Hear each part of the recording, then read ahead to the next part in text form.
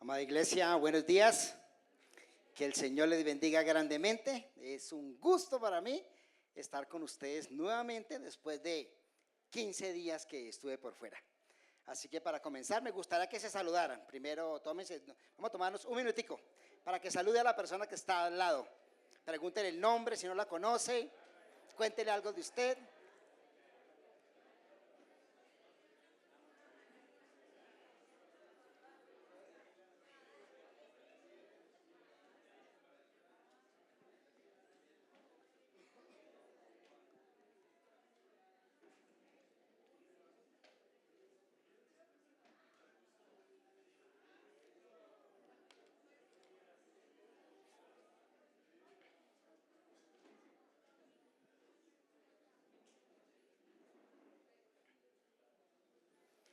Qué bueno, fue un saludo corto, pero espero que haya conocido a la persona que está al lado. Y primero quiero darle gracias a Dios por estar aquí y a ustedes porque oraron por nosotros. Estuvimos 15 días por fuera junto con mi esposa, conociendo de la obra, corrimos por los niños, aprendimos y vimos la misericordia de Dios. Pero también vimos el pecado cómo va creciendo, la necesidad que hay de Dios en todo el mundo. Es una necesidad latente. Entonces, muchas gracias por esas oraciones. Ese es mi reporte para ustedes. Ya estoy aquí y el Señor fue bueno, nos llevó y nos trajo. También quiero que sigamos orando por Cristian. Cristian Ramírez está predicando el evangelio en los Estados Unidos. Tiene una correría grande, muchas iglesias en las cuales predicar. Tiene desplazamientos muy largos, cientos de kilómetros, de millas. Entonces, oremos porque el Señor lo utilice grandemente y porque regrese a finales de enero sano y bueno, ya es salvo. Que regrese sano a su lugar. Oremos por Carlos. Carlos en este momento está en San Francisco. Es una iglesia hermana que nos pide el apoyo y regularmente vamos a predicar allá. Entonces, él está allá. Entonces, también apoyémosle en oración para que el Señor lo ayude, porque queremos hacer la tarea donde el Señor lo muestre. También quiero que como iglesia oremos por Olguita. Olguita Cortés en este momento está en la clínica con su cáncer, en cuidados paliativos. No le pudieron hacer la última quimioterapia porque está muy débil.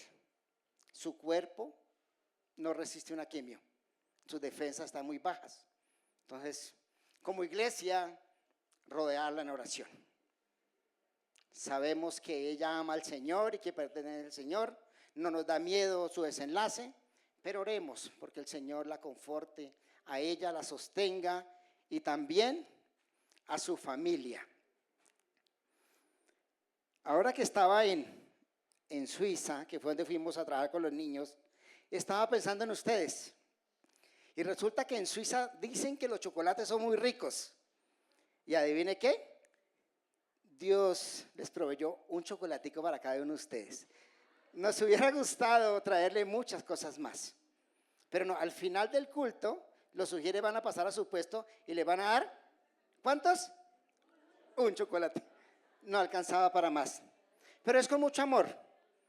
Es lo que hace Dios con nosotros. Él piensa en nosotros. Y yo quise con mi esposa decirle, vamos a endulzarle el domingo a nuestros amados hermanos. Bueno, ya sin más, permítame orar para colocar este tiempo nuevamente en manos del Señor y que el Señor nos hable. Amado Rey, te damos muchas gracias porque tú eres bueno. Gracias porque tú nos sostienes y gracias porque hoy nos tienes en este lugar. Yo te pido, Rey precioso, que cada uno de nosotros dispongamos nuestro corazón para escuchar tu palabra. Y a mí permite, Dios, permite, Espíritu Santo, que todo lo que salga de mi boca sea tu palabra, para edificación de esta congregación. Te amamos, Padre, y te bendecimos. Amén y amén. Estamos hoy culminando nuestra serie. ¿En qué carta? Segunda a los Tesalonicenses. Una carta que nos ha traído grandes verdades a nuestra vida. Yo espero que ustedes la hayan disfrutado, que la hayan leído, que hayan atesorado esas verdades que Dios nos ha traído a través de cada uno de los predicadores. Hoy culminamos, hoy vemos 2 Tesalonicenses 3, del 16 al 18. Pero antes, para comenzar esta conclusión, quiero contarles una historia. Hay un músico, bueno, ya está muerto, Paolo Paganini, tal vez los músicos se acuerdan de él, un gran violinista italiano, vivió en los 800 más o menos, 1800, y hay una anécdota que cuentan de él, un músico magistral, un superdotado, estaba dando un concierto y de las 4 cuerdas del violín, ¡pum!, se le rompió la primera y la gente, uy, no puede terminar. Y él siguió tocando. ¡Pum!, se le rompió la segunda y la gente allá mirando, ay, Señor bendito, 4 cuerdas, ella lleva 2 rotas. Y adivinen qué pasó, se le rompió la tercera. Quedó una sola cuerda. Y todo el mundo asustado y él dijo, Paganini, una sola cuerda. Esa fue la expresión que él lanzó y siguió tocando y terminó la pieza. Magistralmente, terminó la pieza. Y al final la gente lo rodea y le pregunta, uy, usted es un superdotado, hermano. Con una sola cuerda y termina. Y la respuesta de Paganini fue la siguiente. Sí, fue entrenamiento. Sí, fue lo que tengo. Pero sobre todo fue gracia. Fue la gracia de Dios que permitió hacer lo que mis fuerzas no podían. Y eso es lo que queremos en esta mañana al culminar la carta de 2 a los Tesalonicenses. Hablar de la gracia de Dios. Y Miguel en la canción, pues ya dio el mensaje sobre la gracia de Dios. Entonces, antes de comenzar con versículos del 16 al 18, yo quiero hacer un recuento de lo que el Señor nos ha mostrado en estos 3 capítulos. Permítanme, estoy sufriendo un poco porque no tengo luz y esperemos que mis gafas funcionen mejor. Hoy quiero que miremos 4 verdades. 4 verdades para concluir esta carta.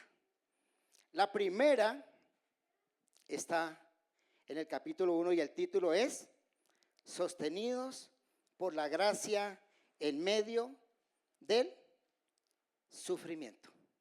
Sostenidos por la gracia en medio del sufrimiento es el primer punto. Y si ustedes ven el título de la prédica para el día de hoy es la siguiente: sostenidos por la gracia de principio a fin. Yo quiero que hoy salgamos de aquí meditando en eso.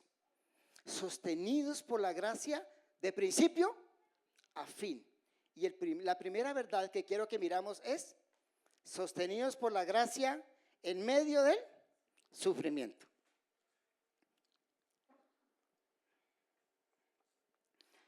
Pablo, cuando inicia esta carta, en su saludo, en el versículo 2 dice: gracia y paz a vosotros de Dios nuestro Padre y del Señor Jesucristo.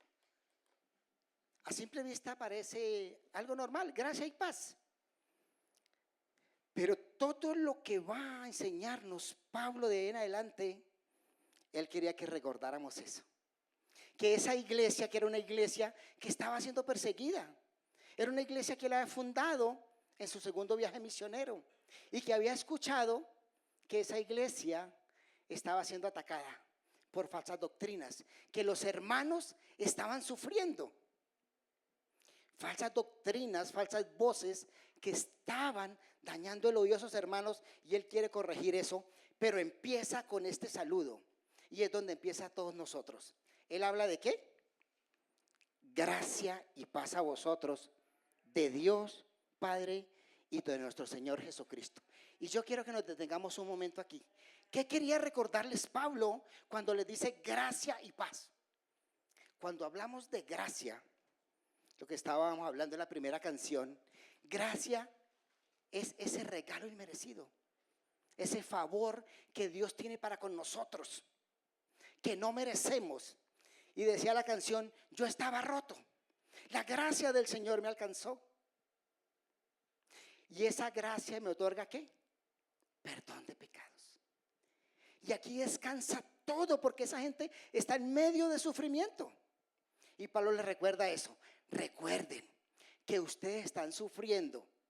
¿Por qué? Por la causa de Cristo.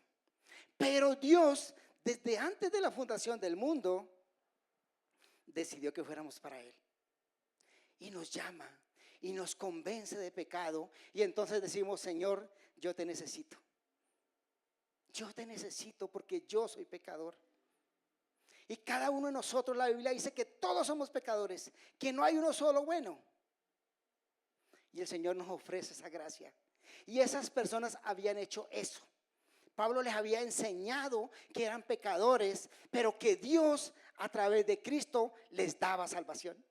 Y ellos habían aceptado esa gracia. Nuestra vida cristiana comienza ¿con qué? Con la gracia de Dios Padre a través de Jesucristo y el Espíritu Santo. Que nunca se nos olvide como cristianos que todo lo que hacemos y que somos salvos es ¿por qué? Por gracia y que viene del Señor. Y es algo que quiero que hoy recordemos, porque tal vez lo sabemos como cristianos. Y si no lo sabemos, a ti que escuchas este mensaje, Dios te está diciendo, te amo, no quiero que te pierdas. Envío a mi hijo para que muera en una cruz y sea salvo.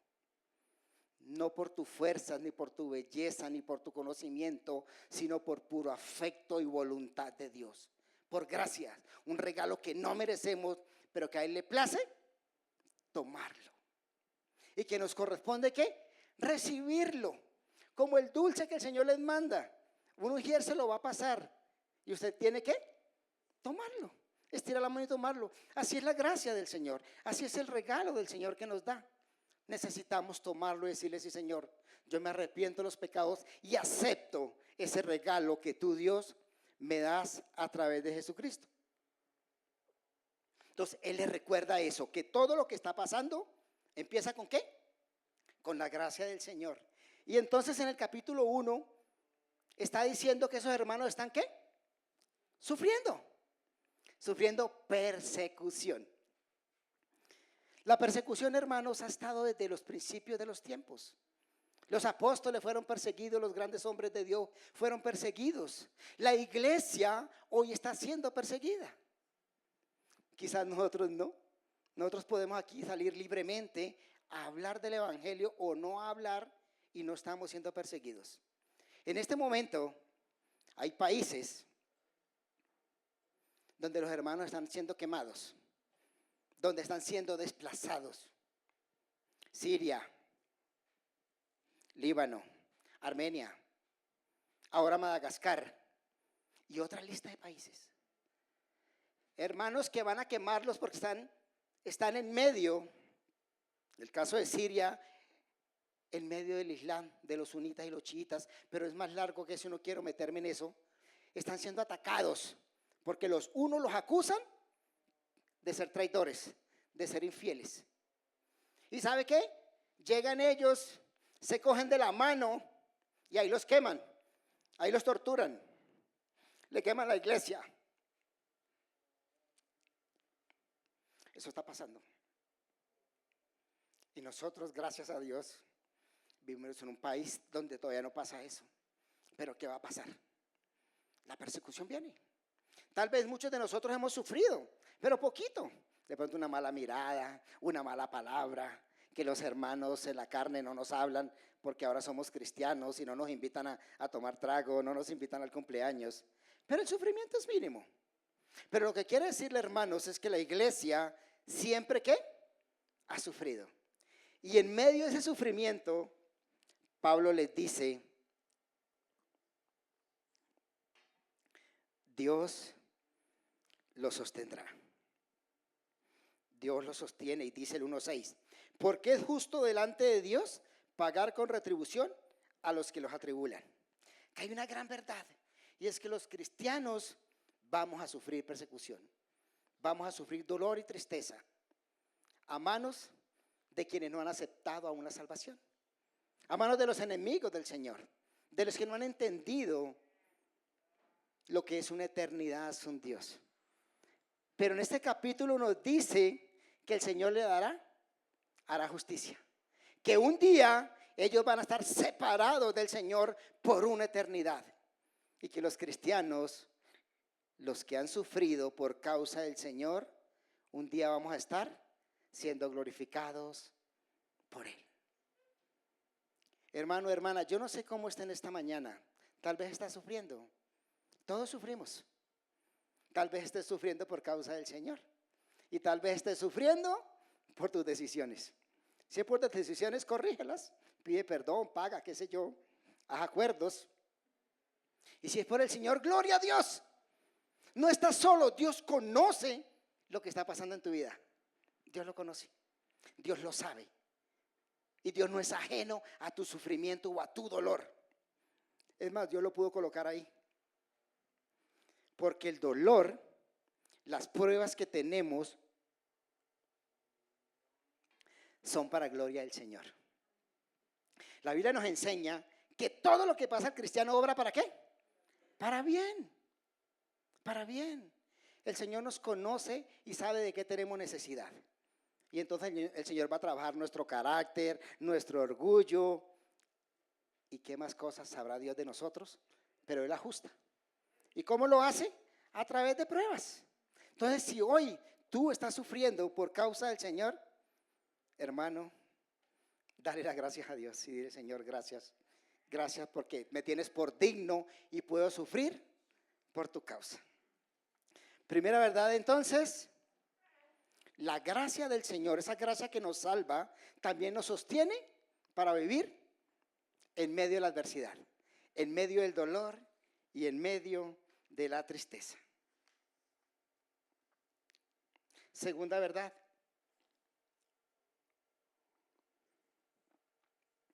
sostenidos por la gracia en medio de la confusión. El capítulo 2 dice: nadie os engañe en ninguna manera.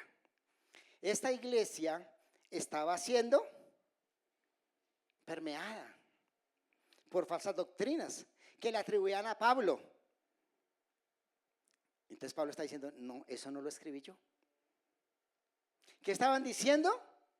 Que el día del Señor ya había llegado. Entonces imagínense ese escenario.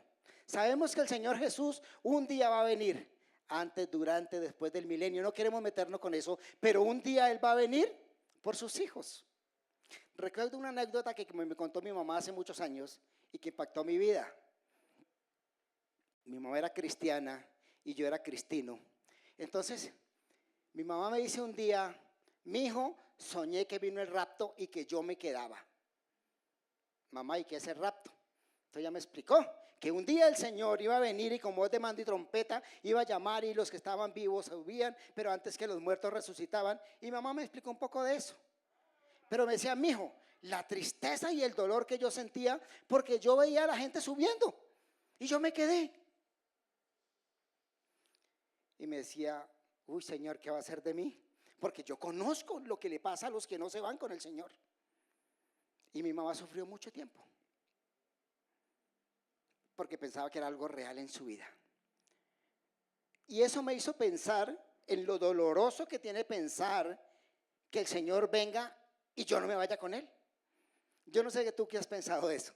Si algún día has meditado: miércoles, esto es verdad. Y si vienen y se van y yo: hey, a mi negra: hey, tesoro, espérame, cógeme de la mano.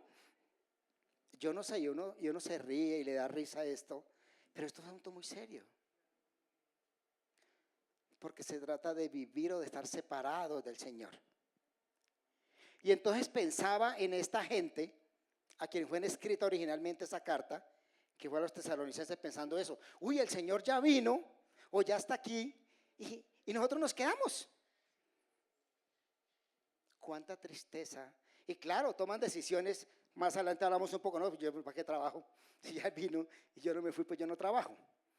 Y empiezan a tomar decisiones basados con eso que están ahí. Pero Pablo está corrigiendo eso. Y Pablo dice, así no es. Antes de que venga el Señor Jesucristo tiene que haber unas cosas especiales, ¿cierto?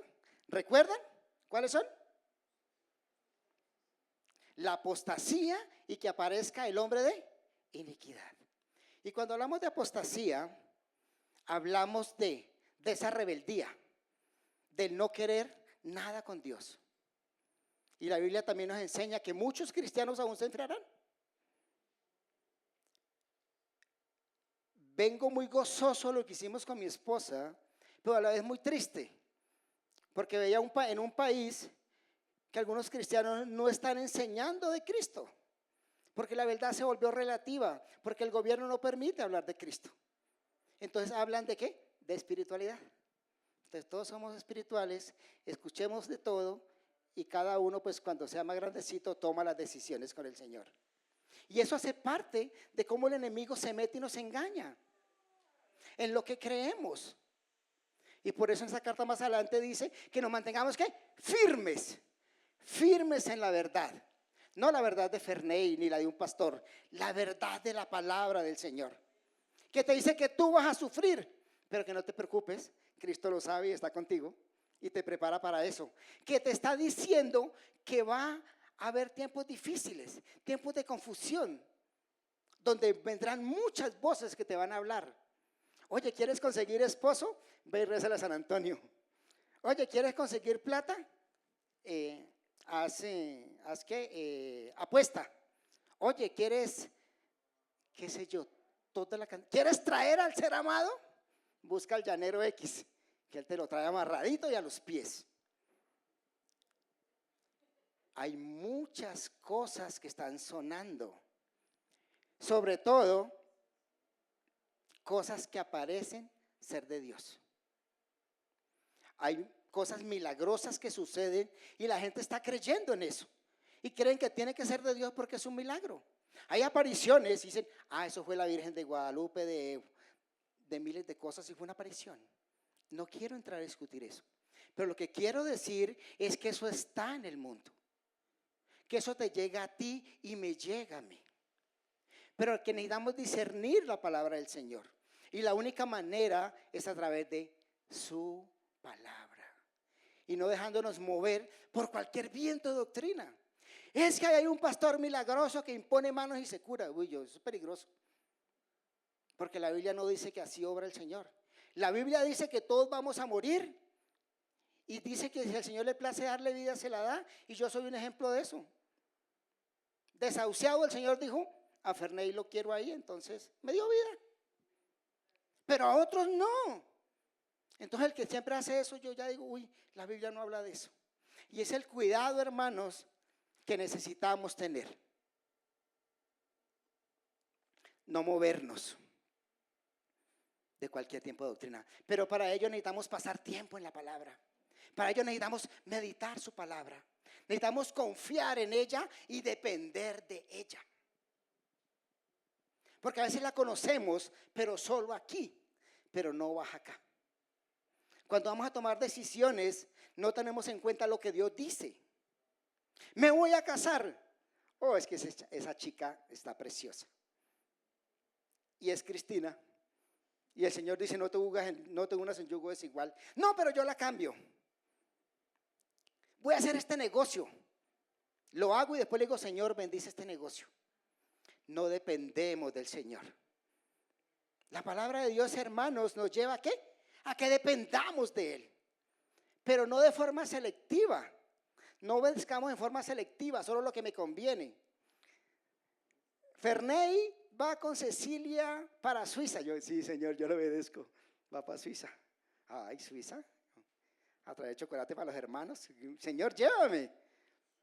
Pero si me dice Ferney, vas para el Chocó. Uy, Señor, el Chocó. No, yo ya no voy, no, esa no debe ser la voluntad de Dios. Para el Chocó no, porque pues en el Chocó hay mosquitos, llueve todos los días, hay fiebre amarilla y el Señor no quiere que yo me enferme. Y hasta busco excusas válidas. Eso pasa con el Señor. La palabra de Dios nos lleva ¿a qué? A depender, obedecer, confiar y depender. Y vamos a ver la apostasía. Cada día, hermanos y hermanas y gente que ama al Señor va a estar alejándose y creyendo en miles de cosas. Quisiera preguntarles aquí, ¿alguna vez has oído ese tipo de voces? Que le has metido, le pongo una vela a tres santos. O sea, o me lo cumple Dios, o San Antonio, o San Juancho. ¿Alguna vez? A veces nos hemos tenido tentados a eso, ¿cierto? Pero la palabra del Señor nos dice, ¿mantente qué? Mantente firme. Un tercer punto, sostenidos por la gracia de Dios para vivir en responsabilidad.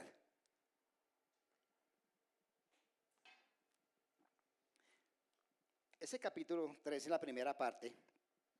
Hay una parte que dice, si alguno no quiere trabajar, que tampoco ¿qué? Que tampoco coma. Es duro. Y mi mamá pudo enseñarle a mi abuela a través de ese versículo. Porque mi abuela tenía un niñito que ella criaba de 40 años, dependiente de ella. Entonces, él todo lo que trabajaba se lo tomaba, se lo gastaba y nunca aportaba nada, nunca creció. Porque mi abuela tenía la idea de que ella era la mamá y que tenía que hacerlo. Y como mi mamá no hacía eso, mi abuela estaba brava con ella. ¿Cómo no le va a atender su muchacho? Eran las palabras de mi abuela. Y eso es verídico, hermanos. Y disculpen que meta a mi familia, pero creo que es relevante para poder entender esto. Entonces mi mamá le mostró este versículo. Mamá, la Biblia dice que el que no trabaje, que no coma. Y mi abuela meditó un poco en eso. Pero más que eso, como esta gente estaba sufriendo, viene la apostasía, creen que ya Cristo había llegado, muchos dijeron, no, pues mejor no trabajemos. No trabajamos, ¿para qué trabajamos?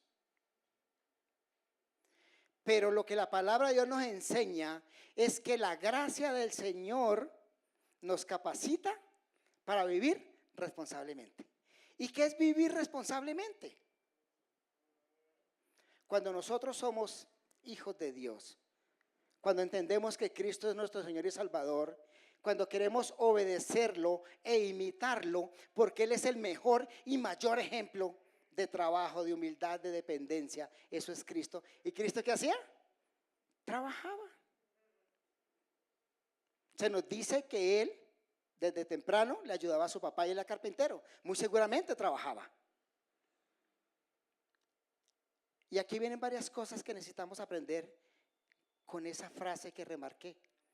Y es que necesitamos demostrarle al mundo que nosotros vivimos de acuerdo a como Cristo quiere que vivamos. Dice que no coma el pan de balde. ¿Quiere decir qué? Que sudemos.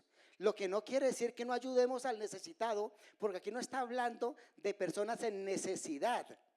Eran personas que no querían trabajar, que se habían vuelto ociosas, que estaban diciendo una palabra fea, pero que es muy práctica y es chisme. Se metían por ahí en las otras casas. Y entonces estaban empezando a vivir dependientemente de la generosidad de los hermanos. Y entonces se pueden volver una carga para una congregación. Si un hermano puede trabajar, pero no trabaja y está en la congregación con hambre, pues uno empieza a mirar, démosle y démosle. Y a veces puede ser un problema para la congregación. La idea de lo que el Señor quiere enseñarnos aquí es que seamos diligentes, que trabajemos. Y si trabajamos, podemos aportar, podemos ayudar. Y el mundo así va a ver que tú y yo somos diferentes. El trabajo no es un castigo, como dice la canción. ¿Recuerdan la canción? A mí me llaman el negrito del batey, porque el trabajo para mí es un enemigo. Yo el trabajar se lo dejo solo al buey, porque el trabajo lo hizo Dios como castigo. No escuchen el tono, solo lo que significa. A veces nosotros pensamos, quería sacarles una sonrisa, ¿se ven? Preciosos sonriendo, hermanos. Y si para eso tengo que cantar, yo canto. No más, dice mi esposa. El principio es que el trabajar lo dejó Dios como una bendición, que nos enseña a ser independientes, a ser autosuficientes, a no estar queriendo que todo me lo den. Dios nos hizo seres únicos y capaces para sostenernos, y más que pedir, para dar, para ser generosos en todas las maneras, generosos en la oración, generosos en el ofrendar, generosos en el orar. Cuán hermoso es ver una persona diligente, ¿no? Esos chicos que desde muy temprana edad, chicos, hombres y mujeres, empiezan a trabajar y han sacado familias adelante. Y luego dicen, Dios me ayudó cuando tenía 10 años y estaba haciendo X cosa. Y hoy tengo 25 y sigo haciéndolo, y mañana con 80 seguiré haciéndolo. Y se gozan de trabajar, no de pedir, no de depender. Hay algo que llamaba mi atención, y es que en Europa hay una ley que el que no tenga para pagar el transporte no lo pague y pasa por un lado, por un torniquete, porque él no tiene, está desempleado, por miles de razones, no puede. Pero nadie pasa. Nadie pasa. Y usted dice, ¿pero no pasa? La gente dice, yo no necesito eso. Mi Dios me provee, yo tengo mi trabajo, mi estudio, lo que sea, pero yo no voy a utilizar eso, que lo utilice el que realmente no tiene. Y wow, impresionaba esa cultura, ¿no? Decir, qué bonito es eso. Pero a veces nosotros, ¡ay! Y he visto personas con traje colándose en el Transmilenio, y trajes finos. Es cuestión de cultura, de no entender que yo debo proveerme para mí y ser un ejemplo para el mundo entero. Así que si alguien se cuela en Transmilenio, no lo vuelva a hacer. Hermanos, necesitamos tener una vida responsable. Primero delante del Señor y luego delante de todos quienes nos rodean.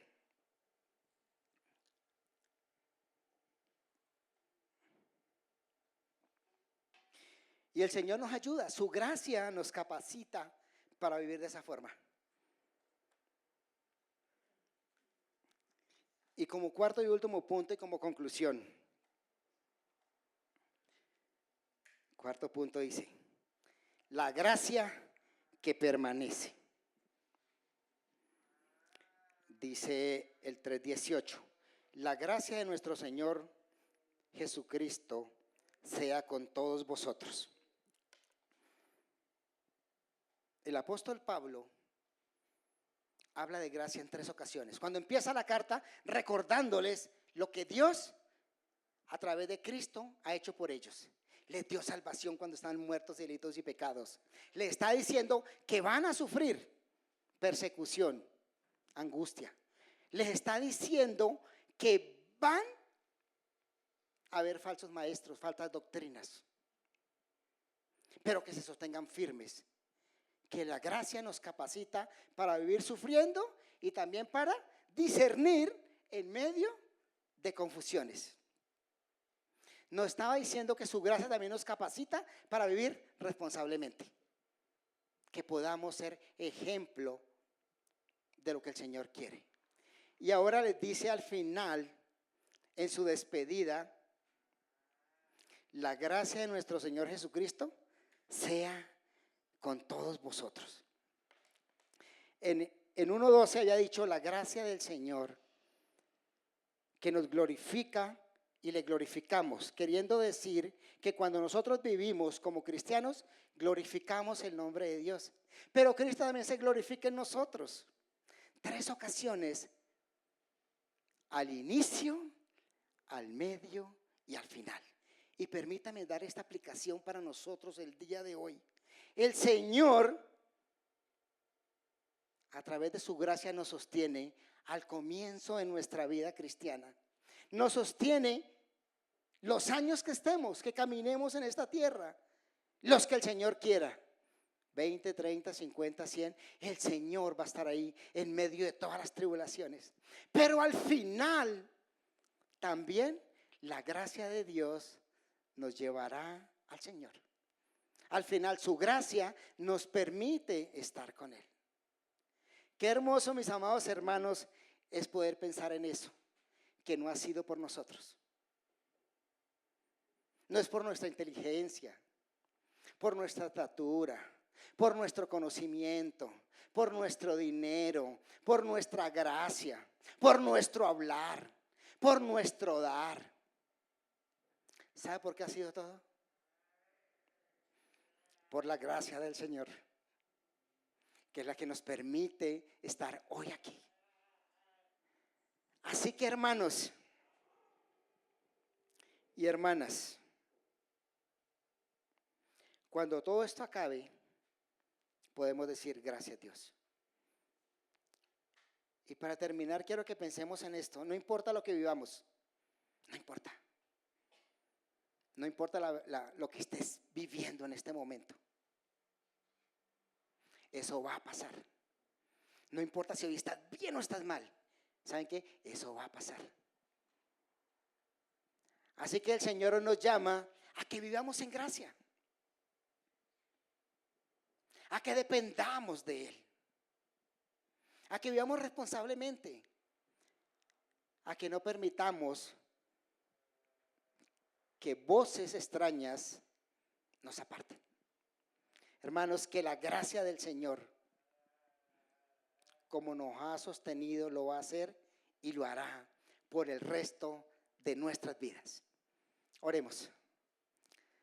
Señor, damos infinitas gracias por tu misericordia, la que has tenido con nosotros al llamarnos, al permitir que te conozcamos, al permitirnos entender que somos pecadores, pero que tú no nos dejaste así.